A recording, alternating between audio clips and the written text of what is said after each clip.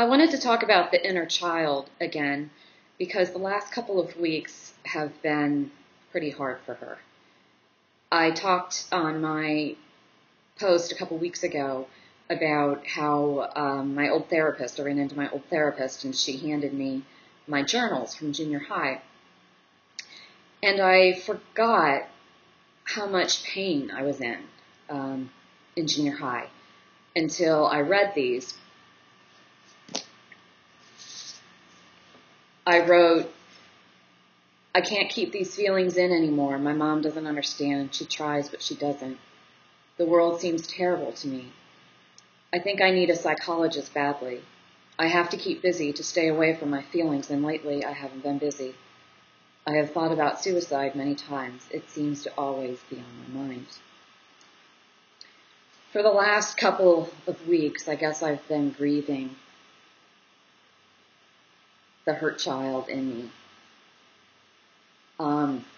The ironic part about the therapist giving me the journals was that I was in the process of writing a couple of chapters to what hopefully will be a book. And I was on the part, childhood depression. And as I wrote, I described the anxiety and the sadness that I felt.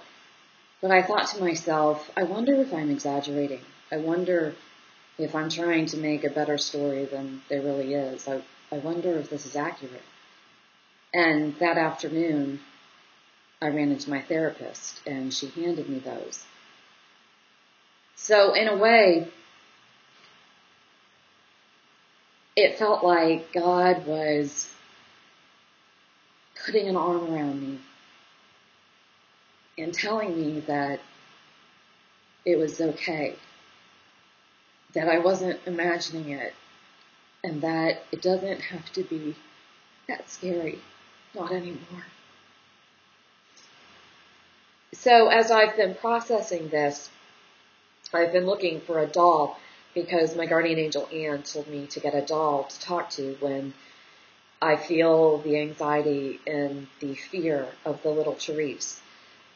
And so I was looking around for my doll, Katie, that my friend Amy Cunningham gave me the last time I was at BeliefNet, because she had seen the video where I lined up all of the dolls, Catherine's Barbies, and asked you all to choose my inner child, and the response was, and hers too, that none of them were a good fit. So she brought up she brought up Katie, and I thought Katie was perfect because she was soft enough to cuddle with, but firm enough to look like a real doll. So I was looking for Katie around the house, but I couldn't find her. So I asked Eric, "Have you seen Katie?" He said, "Who's Katie?" I said, "She's the Cabbage Patch kind of doll, blonde hair." And he said, "Why?" I said, "She's my inner child." And he started cracking up and said, "She's in the garage. She was on her way to Goodwill." So I told Eric that he can't throw my inner child away. He can't give my inner child to Goodwill. And I went to the garage, and I got Katie back. And although it's still difficult processing all this, I think that I really needed to do this to get to a better place. And as I was telling a friend who's in the process too of writing a memoir, it's finally time. I'm finally able to go back to those years and go back to those painful places because I feel like I'm strong enough now where I can revisit them.